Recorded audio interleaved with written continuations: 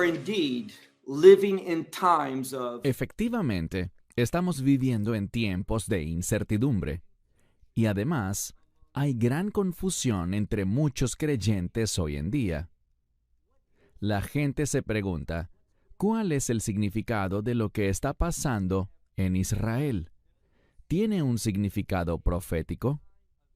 ¿Es un evento de los tiempos finales? ¿Dónde estamos en el calendario profético de Dios? Y en este primer estudio, me gustaría darles un orden de los eventos. Veremos cuáles son los principales eventos que van a suceder en los últimos días. ¿Cómo sabremos que hemos llegado a los últimos días? ¿Y qué deberíamos hacer para prepararnos para estas cosas? Debido a este conflicto en Israel, ahora muchas personas han abierto sus Biblias y han buscado Gaza para ver qué dice la palabra de Dios al respecto. Y esta noche me gustaría comenzar hablando del libro de Sofonías. Si asistieron a nuestra conferencia en Orlando el año pasado, recordarán que estudiamos todo el libro de Sofonías y vimos el mismo pasaje del que me gustaría hablarles hoy. Se trata de Sofonías, capítulo 2, y el versículo importante es el versículo 4, porque allí es donde se menciona Gaza. Y si regresan y escuchan ese mensaje del año pasado, verán que les compartí que esta profecía en su mayor parte ya se ha cumplido. Cuando miramos a Gaza, o Ascalón, Ashdod, Gat o Ecrón, estas son 5 ciudades filisteas. Los filisteos eran un poderoso enemigo de Israel. Se oponían al rey David y querían frustrar los propósitos de Dios para esa tierra y para su pueblo. Pero vemos que en el segundo capítulo, Dios está diciendo algo, y es que Él ha derrotado a estos lugares. Y hoy, cuando los miramos, encontramos que 4 de esos 5 lugares están bajo el control de Israel y tienen habitantes judíos. Y lo que debemos extraer de esto es lo siguiente. Cuando miramos más adelante, en el libro de Sofonías, al llegar al último capítulo, en el verso 14, se habla de Sión. Y Sión es una palabra de reino. Y por lo tanto, la gente ha entendido mal todo este pasaje y ha dicho que se trata de los últimos días. No es así. Lo que está haciendo Sofonías es esto. Él le está dando aliento al pueblo. Él les está diciendo que de la misma manera que en el pasado Dios derrotó a los filisteos, y estas ciudades, que alguna vez fueron ciudades enemigas, ahora están bajo el liderazgo de ellos, Dios está prometiendo que en los últimos días, Él nos recordará su fidelidad al darnos la victoria, así como Él le dio la victoria a Israel en el pasado. Permítanme darles otro ejemplo de lo que hace la palabra de Dios. Esta vez, veamos el libro de Apocalipsis, capítulo 20. Como saben, el capítulo 20 tiene que ver con el reino milenial. Y en el verso 7 vemos algo, que el reino milenial ha llegado a su fin y es necesario, dice la palabra de Dios, que Satanás sea liberado de su prisión. Así que él saldrá y hará lo que el enemigo siempre hace, engañar. Y es interesante, porque allí dice que él saldrá a las 4 esquinas, es decir, en 4 direcciones, norte, sur, este y oeste, con el fin de engañar. Piensen en eso por un momento. Ha habido 1000 años de un reinado justo. El Mesías se ha sentado en el trono desde la ciudad santa de Jerusalén, y él hizo que se estableciera un reino de rectitud y justicia. Y cuando ha habido pecado, ese pecado ha sido castigado, y cuando las personas buscan perdón, recuerdan el sacrificio del Mesías, esa cruz que él llevó para que la gente pudiera experimentar el perdón y la gracia de Dios. Y luego dice que este enemigo saldrá para engañar, y habrá una multitud que no puede ser contada. Y luego se menciona a Gog y Magog. Ahora, ¿por qué razón? Sabemos bíblicamente que esa batalla de la que se habla en Ezequiel capítulos 38 y 39 ocurre antes del reino milenial. Entonces, ¿por qué se menciona a Gog y Magog después del reino milenial? Es para ese mismo propósito. De la misma manera que Dios fue victorioso sobre los enemigos que vinieron contra Israel, Gog y Magog, ese término es traído a un nuevo contexto, pero con el mismo propósito, para informarnos de una victoria futura.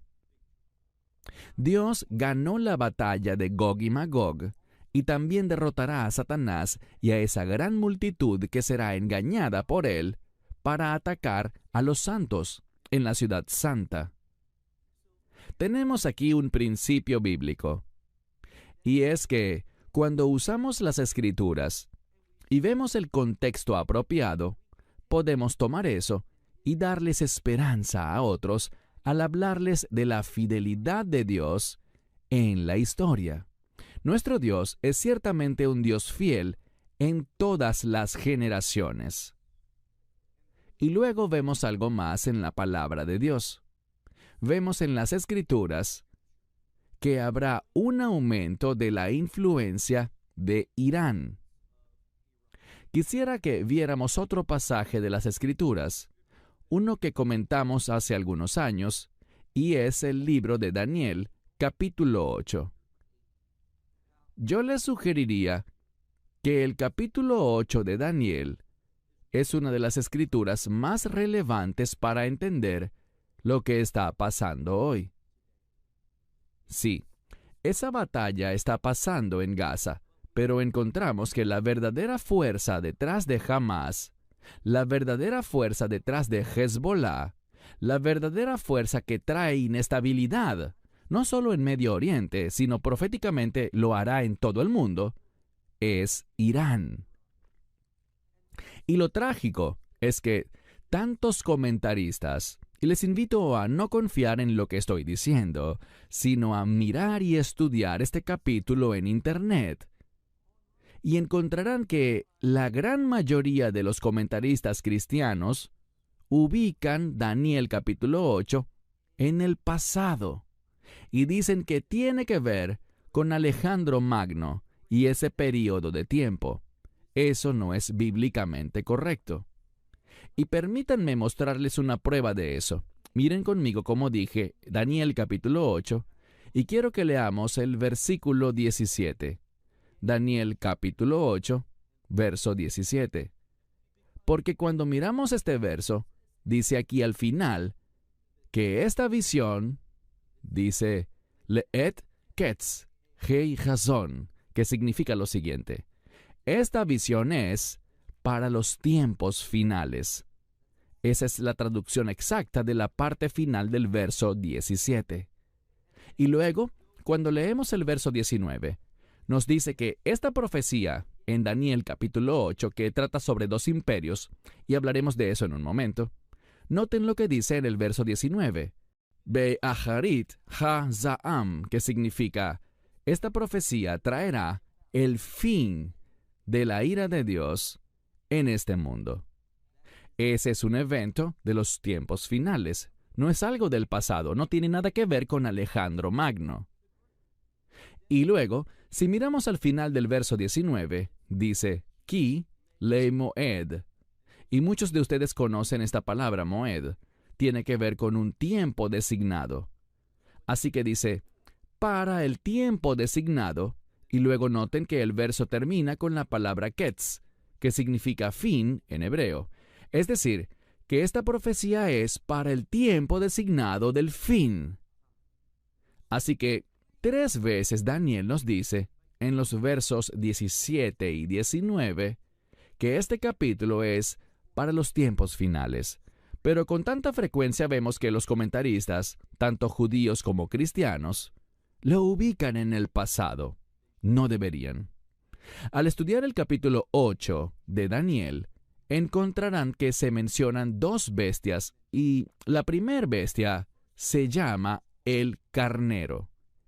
Y no tenemos que especular sobre quién es el carnero, porque si buscamos en la palabra de Dios, en Daniel capítulo 8, versículo 20, se nos dice: el carnero que has visto, que tiene cuernos, son los reyes de los medos y los persas.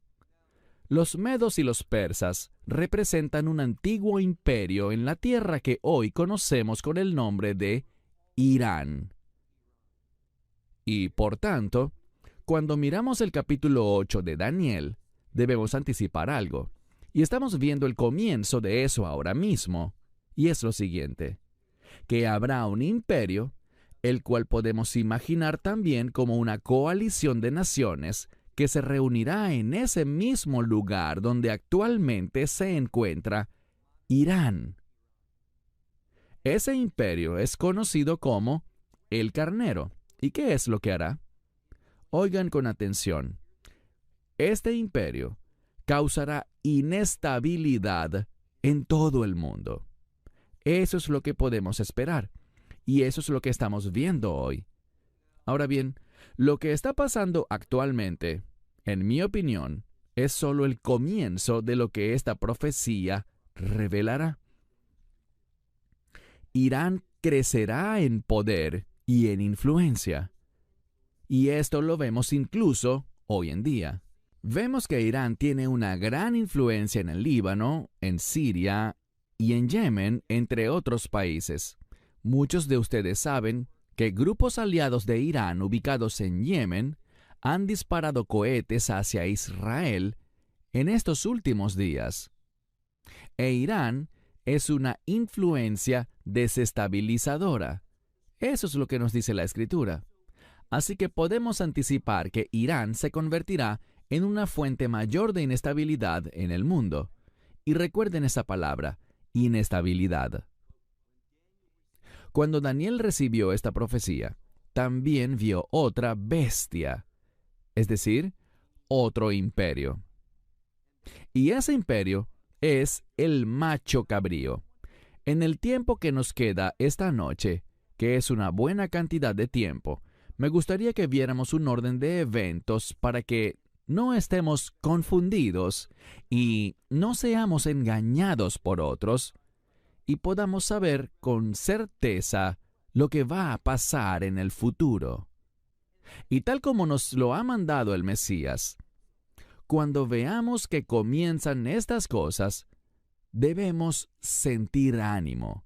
Debemos entender que todas estas cosas son necesarias.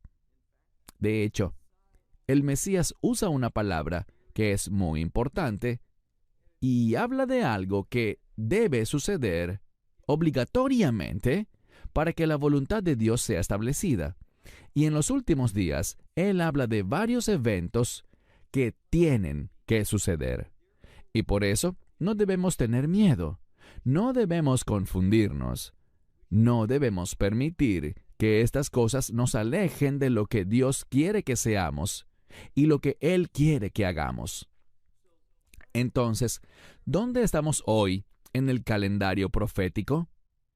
Estamos en Daniel, capítulo 8, en el que Irán está creciendo en influencia y se convertirá en una gran fuente de miedo y desesperanza.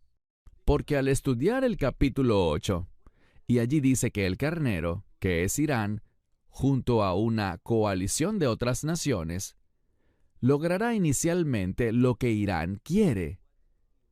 Y, por lo tanto, la gente se sentirá sin esperanza. Este imperio crecerá, pero este no es el imperio del anticristo. Y por más malo que sea este imperio, veremos algo. Veremos que otro imperio, llamado el macho cabrío, surgirá. Cuando estudiamos el capítulo 8 de Daniel, aprendemos algo. El imperio del macho cabrío o la cabra es el imperio del anticristo. Y sabemos algo sobre el imperio del anticristo. Leemos, por ejemplo, en Apocalipsis capítulo 13, y veremos ese pasaje en otra sesión más adelante. Allí encontramos que ese imperio del anticristo recibe poder y autoridad. ¿De quién? De Satanás. Hoy estamos viendo que la influencia de Irán está extendiéndose por todo el Medio Oriente. Pero nos dicen algo más que eso.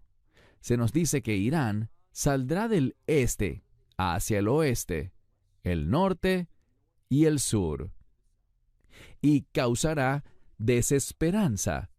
Va a crecer y a lograr por un tiempo su objetivo. ¿Y entonces qué? Entonces veremos surgir otro imperio. ¿De dónde? Bueno, aquí tampoco hace falta especular. ¿Qué dice la palabra de Dios? Miremos de nuevo la Escritura en Daniel capítulo 8, verso 21, donde habla acerca de ese macho cabrío, y dice que es el rey de Yaván. En sus Biblias seguro dirá Grecia, y eso está bien, pero la palabra Yaván, en la época de Daniel, no se refiere a una sola nación que hoy llamaríamos Grecia, sino que es una palabra que tiene que ver con Europa. Y es por eso que sabemos, basados en este versículo del capítulo 8 de Daniel, que el imperio del anticristo saldrá de Europa. Entonces, ¿dónde estamos? Estamos viendo a Irán crecer y convertirse en una influencia maligna en este mundo. Y podemos anticipar en el futuro que Irán, por toda esa inestabilidad, no logrará el éxito, sino que otro imperio lo destruirá. Leemos en el capítulo 8 de Daniel acerca de este macho cabrío, el cual tiene poderes sobrenaturales. Y me dirás, ¿dónde está eso en la Escritura? Esto es porque dice que el macho cabrío es capaz de moverse sobre la tierra sin tocarla. Los sabios de la antigüedad enseñaron que esta expresión se usó en el Antiguo Testamento para hablar de su carácter sobrenatural, porque en los tiempos antiguos no se podía viajar sin tocar el suelo.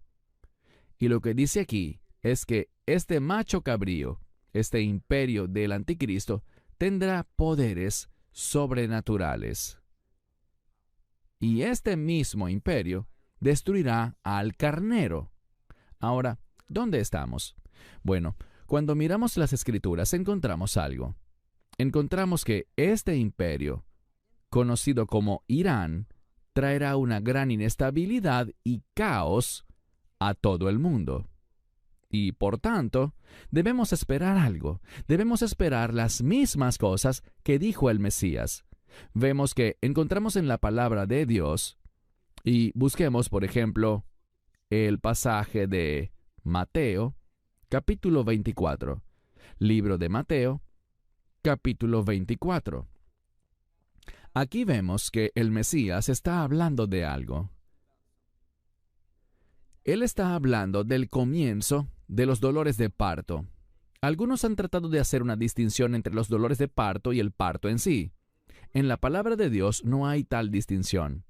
Entonces, ¿por qué habla el Mesías acerca de dolores de parto? Porque los dolores de parto tienen un propósito. Hay algo que se producirá y tendrá un resultado que está lleno de alegría. Así que es una jornada difícil, pero termina bien. Por lo tanto, si miras Mateo 24, verso 4, observen que el Mesías está hablando con sus discípulos. ¿Y qué les dice? Y Yeshua respondió y les dijo, a pesar de que Él les está hablando a sus discípulos hace casi 2000 años, esto tiene relevancia para los discípulos en los últimos días también, cuando estos eventos de los que estaremos hablando se estén llevando a cabo. Y noten lo que dice. Él respondió y les dijo, en primer lugar, miren. Quiero que recuerden esa palabra, miren o vigilen. Es interesante porque en el Nuevo Testamento, el Mesías pronunció esta palabra y usó 3 palabras griegas diferentes para decirle a sus discípulos que miraran o que velaran. Así que se supone que deberíamos estar velando. Eso es tan importante. ¿Y qué se supone que deberíamos estar observando o mirando o vigilando?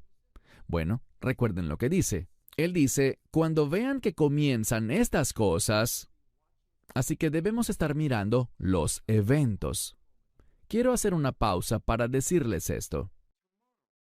En la siguiente sesión que daremos, vamos a examinar una doctrina que es muy importante para algunos y que se conoce como la doctrina de la inminencia.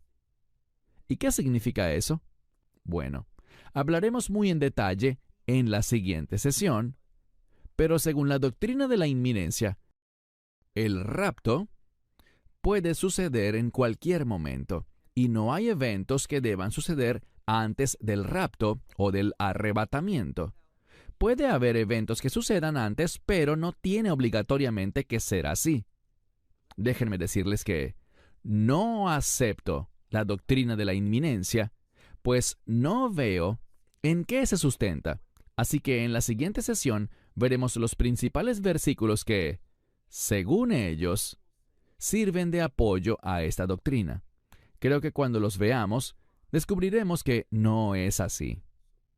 Encontraremos que no es, en modo alguno, una verdad bíblica, pero dejaremos eso para después. Cuando vemos las Escrituras, el Mesías nos manda, usando 3 palabras griegas diferentes, a mirar o vigilar. La primera es una palabra que significa mantente observando, presta atención, mantente alerta. Él dice, miren, que nadie les engañe, porque muchos vendrán en mi nombre. Imaginen eso. Los que van a engañar son los que vienen en el nombre del Mesías. Y no solo vienen en su nombre, sino que hay más. También dicen que yo soy, es decir, que Yeshua es el Mesías. Ellos vienen en su nombre y están de acuerdo en que Yeshua es el Mesías. Y eso es cierto. Él es el Mesías. Todos lo sabemos. Pero entiendan que el engaño vendrá de dentro del cuerpo de creyentes. Y eso lo veo reflejado hoy, porque en lugar de estudiar para mostrarse aprobados, en lugar de apoyarse no en su propio entendimiento, sino en la palabra de Dios, lo que escucho tan a menudo es que las personas simplemente repiten lo que escuchan, lo que les enseñan, y no lo comprueban. Mi esperanza es que de todo lo que comparto con ustedes, tomen notas y lo revisen para ver si les he dicho la verdad, si estas cosas que les comparto son claramente bíblicas. Así que, el Mesías dice, sigamos con la lectura en este pasaje. No dejen que nadie les engañe, porque muchos vendrán en mi nombre diciendo que yo soy el Mesías. Y noten lo que dice aquí. Y muchos, ahí está puesto el énfasis, esa es la parte destacada. Y muchos, y la palabra para ser engañados, si la estudian bien, habla de ser llevado por mal camino. Es decir, ser llevado a la inmoralidad. Esas cosas que no representan o se relacionan con el carácter de Dios. Y veremos que eso se refiere al imperio del anticristo. Recuerden que el anticristo es llamado el hombre de iniquidad. Es decir, él es alguien que odia la justicia de Dios. Dice aquí, y muchos serán llevados por mal camino, pero ustedes están a punto de oír de guerras y rumores de guerra. ¿Y qué es lo que se nos manda? Él dice, Miren que no los turben. No tengan miedo de estas cosas. Miren que no se turben. ¿Por qué? Aquí es donde dice la palabra importante. Porque todas estas cosas es necesario que vengan, pero el fin no es todavía. Esa palabra fin es muy importante. Debemos preguntarnos si vamos a tener una opinión sobre los últimos días. ¿A cuál fin se está refiriendo él en este pasaje? Y suele pasar que la gente es descuidada y no hace el trabajo necesario. Muy pocas personas saben que esta palabra para fin es diferente de lo que le preguntaron los discípulos en el verso 3, cuando ellos dicen, ¿cuándo sucederán estas cosas? ¿Y cuál es la señal de tu venida? Y, al final del verso 3 dicen, y del fin del siglo. Y si bien casi todas las Biblias traducen eso de la misma manera, es una palabra diferente. Tiene la misma raíz, pero hay una preposición diferente. La palabra fin, que habló el Mesías en el pasaje que vimos hace unos minutos, no tiene esa preposición. Se trata de un fin específico. ¿Y a qué se refería el Mesías? Bueno, él habló de este fin varias veces. Por ejemplo, él lo menciona en este verso que estamos analizando y vuelve a decirla en los versos 13 y 14. Y el fin al que se refiere el Mesías es el fin de la era de la iglesia. Veremos evidencia de eso más adelante. Pero cuando el discípulo dijo, ¿cuándo es el fin del siglo?, se usó una palabra diferente, que habla de un tiempo en el que todo llega a su conclusión. Ellos están hablando de un fin diferente. Ellos quieren saber cuándo viene el Mesías a establecer su reino. Pero aquí tenemos un principio importante.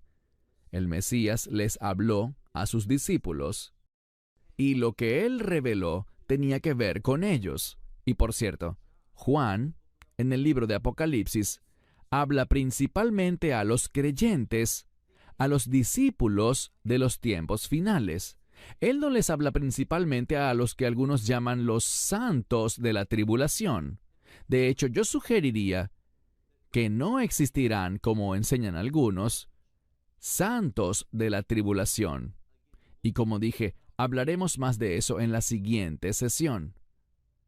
Solo quiero decirles que debemos ser muy cuidadosos con la terminología que usamos y asegurarnos de que sea una terminología bíblica. Así que él les dice, porque estas cosas deben suceder, pero el fin no es todavía. Porque las naciones, y esto significa que un grupo étnico se levantará contra otro grupo étnico, reino contra reino, o país contra país, y habrá, dice aquí, hambrunas, y si tienen una buena traducción, dirá que también habrá pestilencias. La mayoría de las Biblias actuales no usan el Textus Receptus, y la razón por la que en algunas Biblias no está la palabra pestilencia en este verso es porque la palabra hambruna es la palabra limoi, y la palabra pestilencia es loimoi. Y debido al gran parecido entre estas dos palabras, en algunos manuscritos dejaron fuera una de ellas. Y tristemente, muchas de las Biblias de hoy se basan en un manuscrito griego que enfatiza las diferencias que aparecen en versiones inferiores del Nuevo Testamento griego. Cuando leemos el Textus Receptus, dice aquí, porque habrá hambrunas, habrá pestilencia, habrá terremotos en varios lugares. Y luego dice, todas estas cosas son apenas el principio de los dolores de parto. Pasemos ahora al verso 9. En el verso 9, y noten que es una continuación, dice en el verso 9, entonces ellos los entregarán a ustedes. ¿A quién le habla? A los discípulos. ¿Qué discípulos? Creyentes. Él dice, entonces ellos los entregarán, y la palabra en griego es telipsis, está en acusativo, telipsin, y significa tribulación. Así que el Mesías está diciendo algo, que los creyentes serán perseguidos. Y yo les diría lo siguiente, en el porvenir, y hablaremos exactamente de cuándo será, llegará la peor de las persecuciones primero para los creyentes. Pero volvamos a la cronología de estos eventos. Comienza con el surgimiento del imperio iraní, que se convierte en una fuente de problemas e inestabilidad. Y vemos que el Mesías habló de dolores de parto. Y lo que quiero compartirles es que estos dolores de parto de los que él habla vendrán antes, oigan esto, son antes de la semana 70 de Daniel. ¿Por qué es eso? Porque veremos evidencia bíblica de que cuando el imperio del anticristo entre en escena y derrote al carnero, él traerá un tiempo de estabilidad. Y hablaremos de por qué es así más adelante. Él va a traer estabilidad, pero esa estabilidad estará enraizada en la injusticia, enraizada en esas cosas que son extremadamente desagradables para Dios. Y como dije, necesitamos un panorama correcto de estos eventos. Lo primero que pasa antes de la semana 70 de Daniel, y hablaremos más en un mensaje posterior sobre la semana 70 de Daniel. Sabemos que en el capítulo 9 del libro de Daniel hay una profecía sobre 70 semanas. Si nos fijamos en el capítulo 9, él no habla de días, lo que se enfatiza son años. Así que no estamos hablando de semanas de 7 días, sino que hablamos de una semana profética. Y por cierto, si habláramos de días, el término para semana sería Shavuot, pero si hablamos de una semana profética de 7 años, se usa una palabra diferente, Shevuim. Son palabras diferentes porque se refieren a dos tipos diferentes de semanas. Así que hay un periodo de 7 años finales. Y ahora estamos hablando de cosas que pasan antes de la semana 70 de Daniel, antes de esos 7 años finales. ¿Y qué viene antes? Bíblicamente, Irán.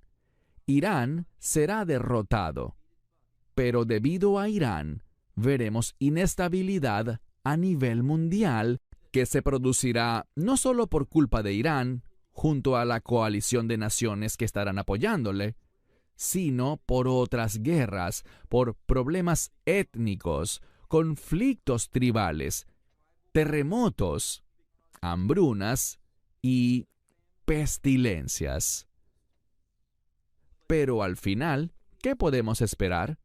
Podemos esperar que el imperio del anticristo traiga consigo un tiempo de estabilidad, una falsa estabilidad.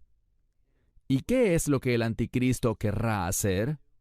Bueno, él querrá cortejar a Israel y atraerlos hacia sí. Es decir, él está en contra de los propósitos de Dios, y él sabe algo que gran parte de la iglesia ignora, y es lo siguiente. Gran parte de la iglesia cree que Dios ha terminado con Israel, que Él ha reemplazado a Israel y que se perdió el significado de esa tierra o del pueblo judío. Esa es una falsa doctrina. Hay tantos lugares en las Escrituras que deberían hacernos saber, como Pablo señala, y hablaremos más de eso en una sesión posterior. Debemos ser como Pablo y anticipar una futura restauración del pueblo judío a Dios a través de la fe en el Mesías. Eso va a suceder y sucederá de una manera poderosa en los tiempos finales. Y debemos darnos cuenta de que el anticristo tendrá un compromiso con Jerusalén. Él querrá que se construya un templo y querrá sacrificios y ofrendas en ese templo, mientras trata de demostrar que Él es principalmente el Salvador judío, y en segundo lugar, Él se mostrará falsamente como el Dios de Israel. Y mientras Él trae estabilidad, y lo hará, esto comenzará en la semana 70 de Daniel, estos 7 años finales. Él traerá estabilidad en todo el mundo. Él traerá prosperidad a todo el mundo. Y la gente estará complacida con su liderazgo. Pero habrá un grupo que reconocerá al anticristo por lo que verdaderamente es. Un estudio posterior que haremos durante esta conferencia se enfocará en la siguiente pregunta: ¿la iglesia verá al anticristo? Antes de responder, veremos lo que dice la palabra de Dios, y lo haremos en otro mensaje durante esta conferencia. Pero el anticristo se mantendrá activo. Parecerá tener éxito. Él traerá muchas cosas aparentemente buenas al mundo. Pero, ¿cuál es el carácter de ese imperio del anticristo? Bueno, él es llamado el hombre de iniquidad. Y sabemos algo más, que su imperio tendrá un carácter blasfemo. Lean lo que dice la Escritura acerca del imperio del anticristo en Apocalipsis capítulo 13. Y debido a ese carácter de injusticia, a causa de esa iniquidad que él producirá por ser ese hombre de iniquidad, los creyentes serán quienes hablarán en contra de él, se levantarán en su contra. Y es por eso que dice en Mateo 24, verso 9, por eso dice que ellos los entregarán a tribulación y los matarán, y serán odiados por todas las naciones. ¿Por qué? Por causa de mi nombre. Y luego dice que habrá muchos que tropezarán. Lo que la Escritura está diciendo es que habrá muchos que a causa de esta persecución, a causa de esta adversidad que los creyentes enfrentarán por la injusticia del anticristo, que debido a eso muchos van a tropezar. Debemos orar ahora para que no nos pase eso, para que permanezcamos fieles y nos volvamos a Él y confiemos en el Espíritu Santo para que nos dé la fortaleza para superar todas esas situaciones. Ahora, quiero que veamos otro pasaje de las Escrituras que está en el libro de Apocalipsis, capítulo 6. Libro de Apocalipsis, capítulo 6. Revisaremos varios capítulos del libro de Apocalipsis en estas sesiones. Y veremos que estos le dan claridad al lector. En Apocalipsis capítulo 6, vemos que se habla de unos sellos.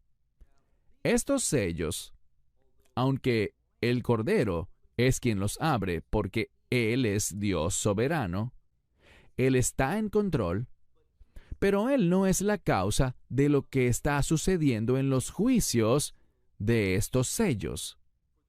En los próximos minutos, quiero que nos concentremos en los 4 primeros sellos. Apocalipsis capítulo 6, lean conmigo el verso 1. Juan hablando dice, él está en el cielo cuando tuvo estas visiones y dice, y miré, y cuando el Cordero abrió uno de los sellos, oí a uno de los 4 seres vivientes, estos 4 seres vivientes están en el cielo, diciendo con voz de trueno. ¿Qué dijo este ser viviente? ven a ver. Él dice, y miré, y he aquí un caballo blanco. Este caballo blanco tenía a alguien montado sobre él, al cual le fue dado un arco. Esto representa un arma. Así que debemos esperar que venga alguien que tendrá un arma y que usará esa arma. Y además tendrá cierto poder porque le fue dada también una corona. ¿Y qué hace? Él sale con esta autoridad y esta arma y sale a conquistar y logrará conquistar. Esa es una expresión en griego que significa que tendrá éxito. Así que vemos que hay alguien que saldrá y tendrá éxito conquistando otras naciones. ¿Y qué va a hacer? Bueno, miremos el verso 3. Y cuando abrió el segundo sello, oí al segundo ser viviente que decía otra vez, ven y mira. Y salió otro caballo, pero este caballo era rojo, y al que montaba sobre él le fue dado poder para quitar la paz de la tierra. Esto nos está diciendo que este jinete, y todos trabajan juntos, los 4 jinetes de los que hablaremos, todos tienen un propósito común. Y vemos que él viene a conquistar. Él viene a quitar la paz de la tierra. Y noten algo más. Para que se maten unos a otros. Y le fue dada, recuerden esto, le fue dada una gran espada. Eso será muy importante. Verso 5. El tercer jinete. Y cuando abrió el tercer sello, oí al tercer ser viviente que decía, ven y mira. Y miré, y he aquí un caballo negro. Y el que lo montaba tenía una balanza en su mano. Y oí una voz en medio de los seres vivientes. Estos 4 seres vivientes. ¿Y qué dijo? Bueno, aquí tenemos una palabra que habla de una medida que es como 1 kilo de una sustancia seca. Así que no es mucho. Y dice que esta medida de trigo cuesta 1 denario. 1 denario, como muchos saben, es el salario de 1 día de trabajo. Así que el precio de los alimentos se ha disparado. Una medida de trigo que solo alcanza para hacer una hogaza de pan, te cuesta todo 1 día de trabajo. Luego dice, 3 medidas de cebada por 1 denario. Y fíjense cómo termina. El precio de la comida está subiendo. ¿Qué hace que suba el precio de la comida? Bueno, estos suben cuando hay hambruna, cuando hay terremotos y cuando hay pestilencias. Todo esto afecta negativamente a la economía y hace que los precios de la comida se disparen. Pero noten algo. Dice aquí, no dañes el aceite. Eso podría relacionarse con la unción o al vino, y el vino suele representar en la Escritura la alegría. Así que en medio de esto, la unción no resultará dañada, ni nuestra alegría, nuestro gozo se basará en estas cosas materiales. Dios puede enseñarnos y hacer que tengamos esa paz que sobrepasa todo entendimiento. Pero aquí es donde se pone interesante. Llegamos al 4.º jinete. Verso 7. Y cuando abrió el 4.º sello, oí la voz del 4.º ser viviente que decía, ven y mira. Y miré, y he aquí un caballo. Y no sé por qué con tanta frecuencia traducen mal los textos bíblicos. Y sé que muchos me han escuchado decir esto antes, pero si hacen un buen estudio de esta palabra, encontrarán que es una palabra que representa una sustancia que hace que las plantas sean de color verde. Y por tanto, debemos verlo como un caballo verde, no pálido, ni manchado, ni moteado, sino simplemente verde. Y en Jeremías capítulo 30, verso 7, aprendemos que habrá un tiempo de angustia. Y si nos fijamos en el verso anterior, el verso 6, veremos a hombres que tienen dolor como si fuesen a dar a luz. Lean eso en el capítulo 30, los primeros 7 versos, y sus rostros se vuelven, y allí se usa la palabra en hebreo que es traducida de diferentes maneras, pero esa palabra en hebreo significa verde. ¿Por qué? El verde simboliza el dolor. Permítanme detenerme un momento y compartir algo respecto a Satanás y el anticristo. En realidad, el anticristo es una especie de Satanás encarnado. Tanto el anticristo como Satanás aman ¿qué cosa? La adversidad. Eso es lo que significa el nombre Satanás.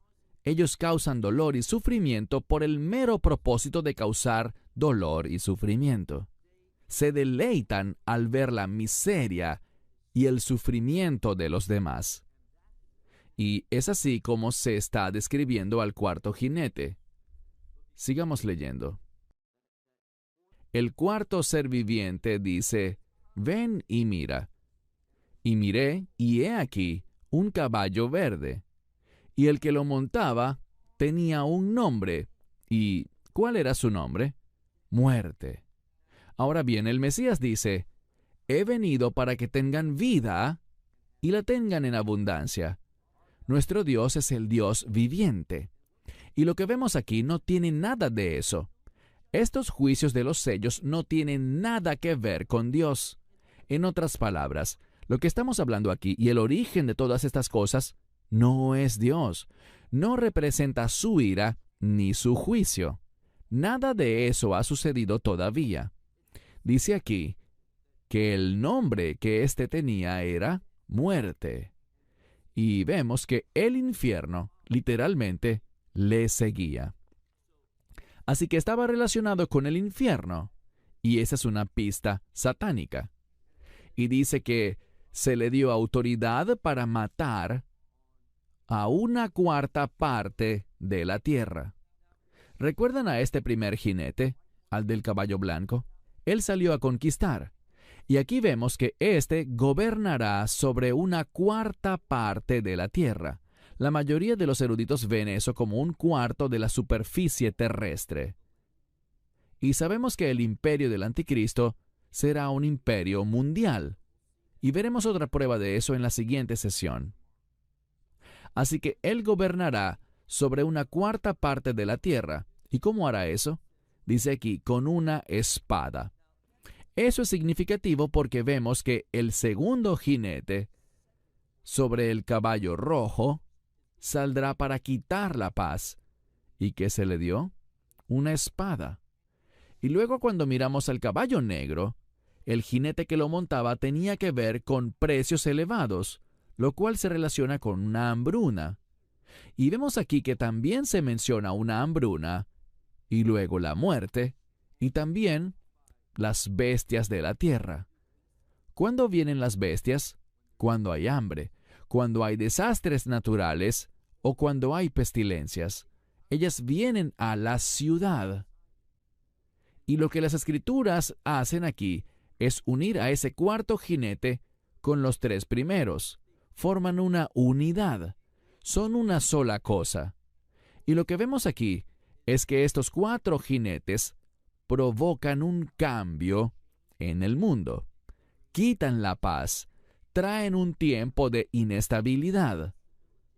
Y todo eso lo usará el anticristo con el fin de ganar control en todo el mundo.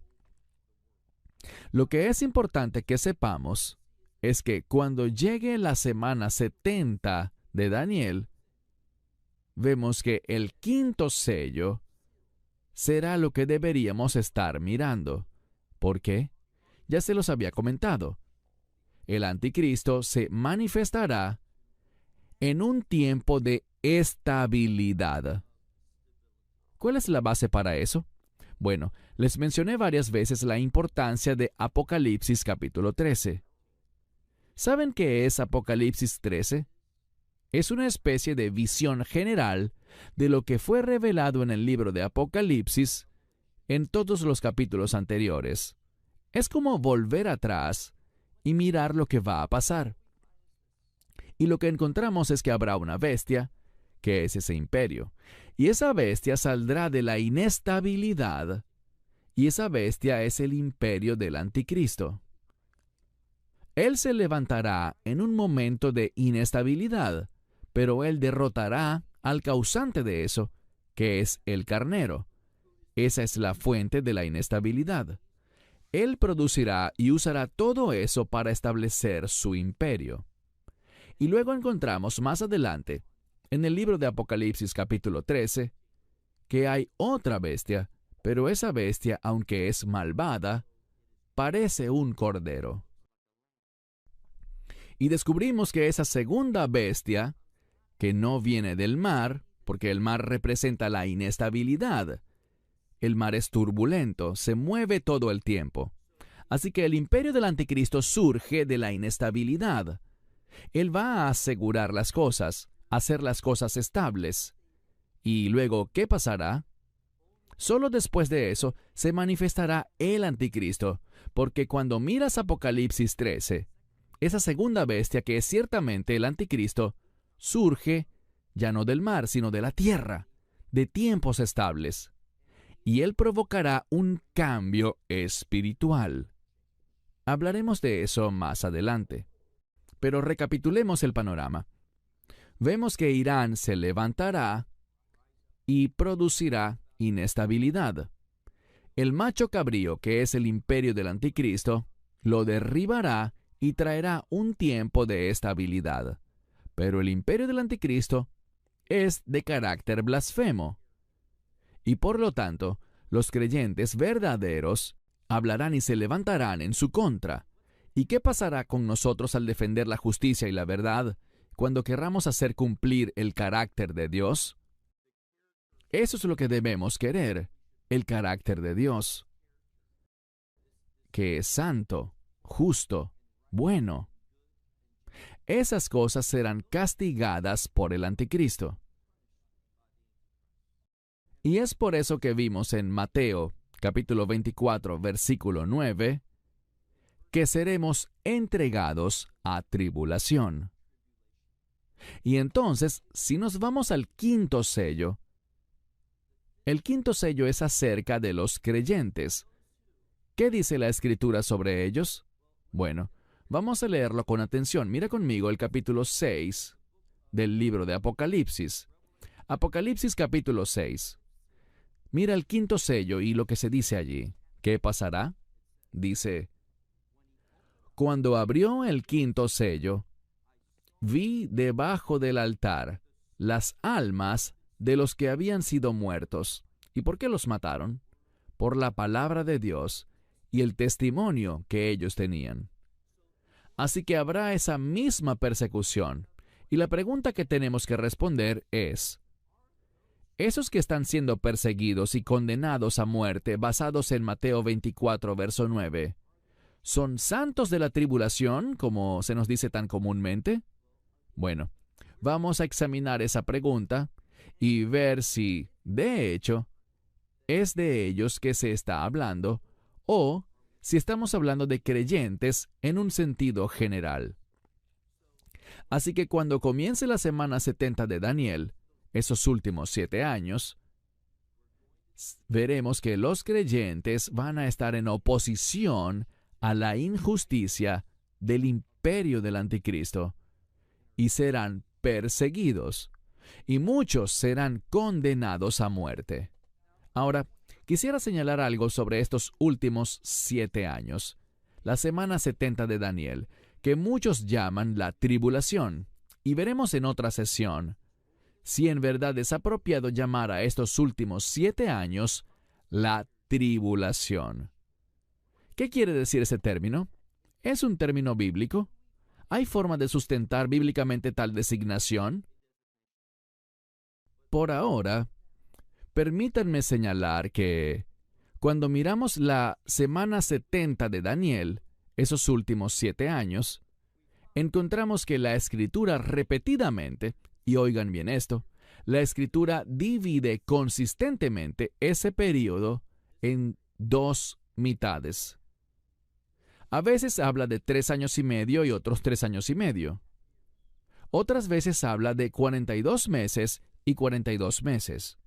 En otras ocasiones habla de 1260 días y 1260 días. Pero la pregunta que deben hacerse es esta: ¿por qué se repite esa división en las Escrituras? Sobre todo en el Apocalipsis, en el que Juan siempre divide estos 7 años finales, la semana 70 de Daniel, en 2 períodos. La Biblia hace eso. ¿Por qué? ¿Cuál es el significado de eso? Bueno, quiero que vean algo más en las Escrituras. Vayamos ahora al libro de Apocalipsis. Lo mencioné varias veces. Capítulo 13. Quiero que vean algo muy importante. Y yo diría que, para el propósito de esta conferencia, y tener una visión y comprensión correctas de los tiempos finales, lo que les compartiré en este momento es de suma importancia. Apocalipsis capítulo 13. Lo que encontramos aquí es algo muy significativo. Capítulo 13, comenzando por el versículo 5, donde se habla del imperio del anticristo. ¿Qué dice? Verso 5. Y se le dio una boca a esa bestia, al imperio del anticristo. Se le dio una boca que hablaba grandes cosas. Ahora, estas grandes cosas no son cosas buenas, sino cosas audaces y también cosas que no le agradan a Dios. ¿Por qué? Porque Él también habla blasfemias. Y se le dio autoridad para continuar, ¿por cuánto tiempo? Por 42 meses.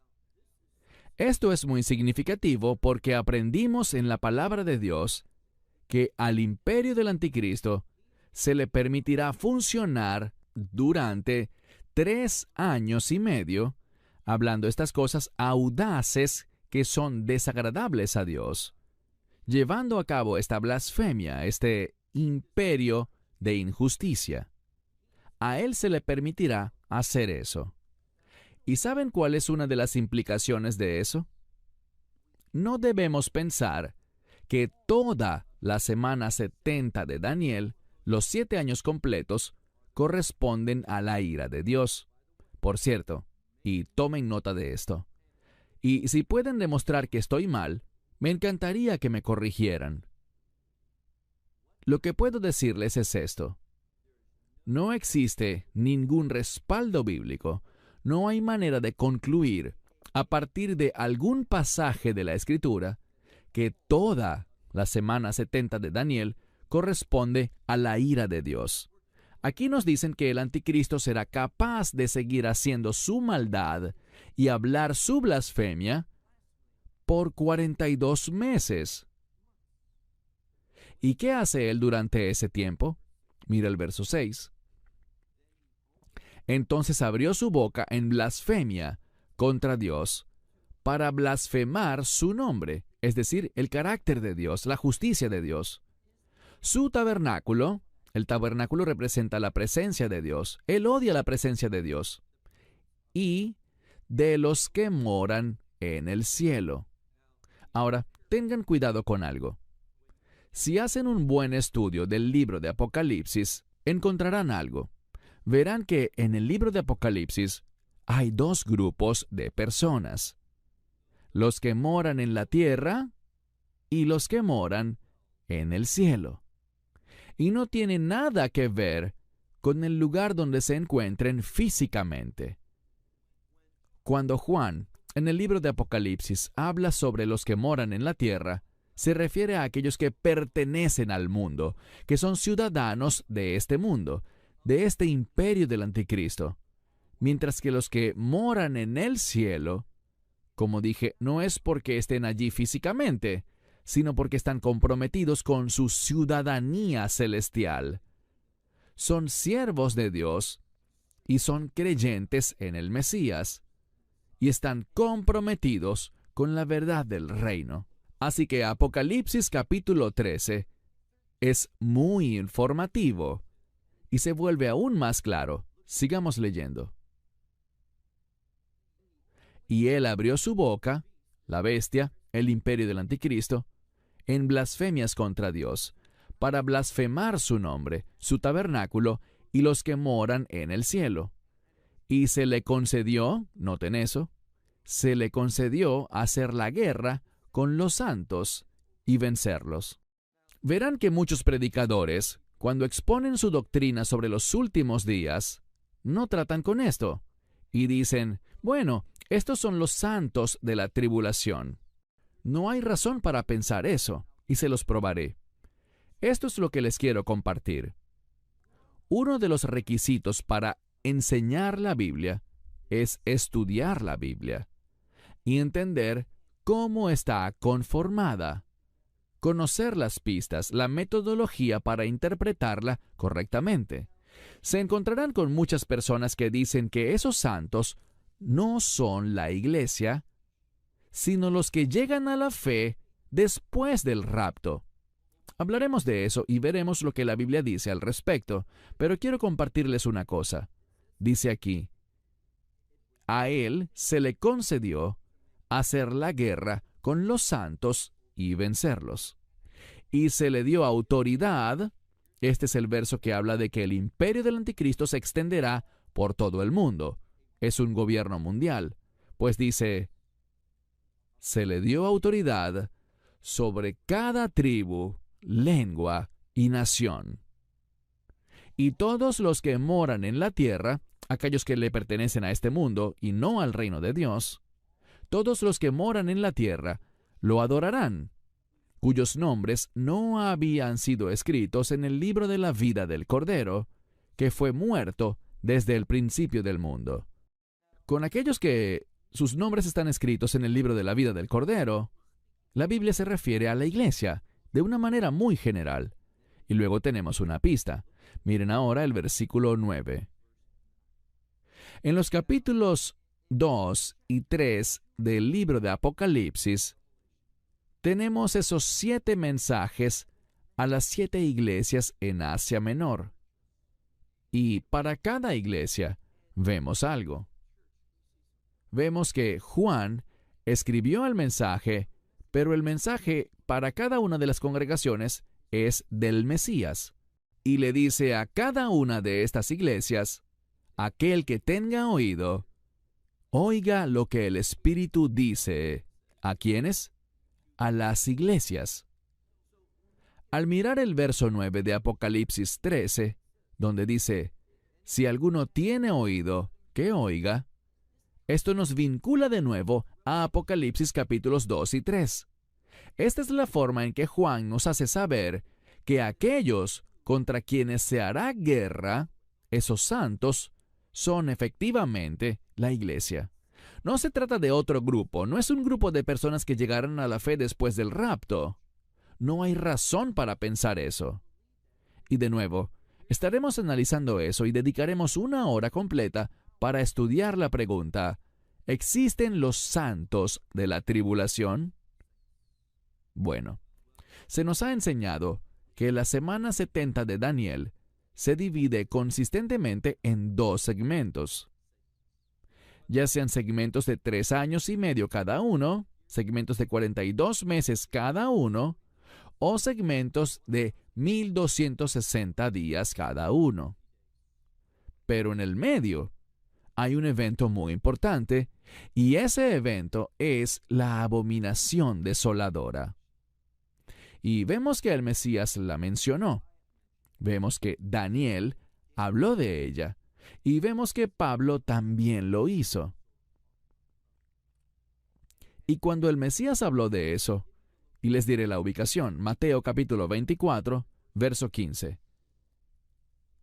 Él habló a sus discípulos y les dijo, cuando veáis la abominación desoladora de la que habló el profeta Daniel, que el lector, es decir, el estudiante, que el lector entienda. Y justo después de este evento, hay un cambio. A partir del verso siguiente, el verso 16, el contenido de lo que el Mesías está diciendo ya no es dirigido a los discípulos, sino a todos los que están en Judea. Y habla de un tiempo de sufrimiento, un tiempo de angustia. El peor tiempo de angustia, ¿para quién? Para Israel. ¿Y por qué el enfoque está en Israel? Porque en el verso anterior, y me refiero al verso 14 de Mateo 24, dice esto: y el evangelio de este reino debe ser proclamado a todas las naciones como testimonio, y entonces vendrá el fin. ¿Qué fin es este? Este es el fin de la era de la iglesia. Y él dice a la iglesia: cuando veáis la abominación desoladora de la que habló el profeta Daniel, que el lector entienda. ¿Qué debemos entender? Bueno, hallaremos la respuesta a esa pregunta en la siguiente sesión, cuando veamos lo que Pablo dice sobre ese evento llamado la abominación desoladora. Así que vemos algo. El evento ubicado en medio de esa semana 70 es la abominación desoladora. Y después de eso, vemos algo. Vemos que poco después de la abominación desoladora, la palabra de Dios dice dos cosas: que habrá 144,000 de las tribus de Israel, según Apocalipsis capítulo 7, que serán sellados. Y luego tenemos una imagen de un grupo de todos los idiomas, naciones, pueblos y tribus. Para mí esa es la iglesia, que será llevado al cielo, y estarán de pie, en reconocimiento de que dependen de Dios para estar delante del trono de Dios, proclamando la salvación de Dios. Creo que esa es una imagen del rapto o el arrebatamiento. Y oigan esto: después de la abominación desoladora, un remanente de Israel será sellado, y entonces veremos el rapto. Nadie sabe el día ni la hora. No sabemos si son unas horas después de que sellen a Israel, o unos días, unas semanas, o unos meses, nadie lo sabe. Pero sí sabemos esto, que el rapto debe suceder, ¿cuándo? Antes de la ira de Dios. Y veremos que eso está respaldado 2 veces en el libro de Apocalipsis. ¿Qué está respaldado? Lo que Pablo nos enseña en 1 Tesalonicenses capítulo 5, verso 9, que dice: no estamos destinados para la ira. Los creyentes nunca experimentarán la ira de Dios. No estarán en este mundo cuando Dios derrame su ira. Esa es la promesa que tenemos.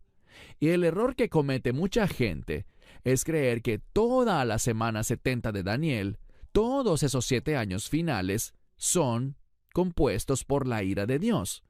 Vimos que ese no es el caso, porque el anticristo tendrá autoridad para seguir adelante y hacer sus cosas blasfemas y perseguir a los creyentes durante la primera mitad, esos primeros 42 meses. Y entonces, ¿qué sabemos? Bueno, sabemos que después del rapto, entonces y solo entonces, Dios comenzará a derramar su ira, y esa ira llegará a su fin con la segunda venida del Mesías. Cuando el Mesías venga por segunda vez, Él dará el golpe final a este mundo y destruirá a los enemigos de Israel. Y cuando Él venga por segunda vez, sabemos por 1 Tesalonicenses capítulo 3, verso 13, que los creyentes estarán con Él, porque la Escritura promete que donde quiera que Él esté, nosotros estaremos para siempre. Y es solo después de su segunda venida que Él establecerá su reino. ¿Qué reino? El reino milenial, en el que Él gobernará durante 1000 años. Así que hemos visto lo siguiente. Si quieren saber los principales eventos, los hemos estudiado esta noche. Irán se levantará. Está ocurriendo ante nuestros ojos hoy. Irán será una fuente de inestabilidad, pero al final no logrará sus objetivos. El imperio del anticristo destruirá a Irán, y el anticristo utilizará la inestabilidad causada por Irán, causada por terremotos, también por hambrunas, pestilencias y otras guerras, y él producirá una falsa estabilidad y establecerá su reino. Y cuando lo haga, este imperio, este reino falso, lo hará al comienzo de la semana 70 de Daniel, donde habrá ese falso pacto hecho con muchos. Y durante la primera mitad de la semana 70 de Daniel, veremos que los creyentes, la iglesia, será perseguida. Y luego, a la mitad de esa semana, la abominación desoladora. Y después de la abominación desoladora, el sellado de Israel, el rapto de la iglesia. Y solo después del rapto de la iglesia, del cual, por cierto, ningún hombre sabe ni el día ni la hora, sucederá después del punto medio, pero no sabemos cuánto tiempo después. Luego del rapto, la ira de Dios será derramada a través de los juicios de las trompetas y los juicios de las copas. Y la ira de Dios llegará a su fin con la segunda venida del Mesías, quien vendrá y derrotará en su totalidad al imperio del anticristo y establecerá el reino milenial. Esto es lo que la Biblia revela que sucederá en los últimos días. Así que mi esperanza es que podamos disfrutar de un estudio que consta de 7 sesiones en esta conferencia de Orlando 2023, donde trataremos temas tales como ¿cuál es el período de la tribulación? ¿Qué pasará en los últimos días? ¿La iglesia verá el anticristo? ¿Es correcta la doctrina de la inminencia? ¿Y existen los santos de la tribulación? Luego concluiremos con una última sesión para dar un mensaje especial, instrucciones para los creyentes a la luz de los últimos días. ¿Qué necesitamos saber para ser hallados fieles? Ese es el propósito de esta conferencia, y mi esperanza es que al observar lo que está pasando en Israel, podamos ver que las cosas se están moviendo aceleradamente en este mundo. Están ocurriendo cambios, pero no seremos engañados. No nos dejaremos agobiar por las preocupaciones de este mundo. No dejaremos que nos desvíen de la verdad, sino que seremos personas que están comprometidas con la palabra de Dios y que demuestran el testimonio del Mesías en sus vidas de palabra y de obra. Ese es el propósito de nuestra conferencia. Con eso concluyo nuestro primer mensaje. Que Dios les bendiga. Shabbat Shalom. Esperamos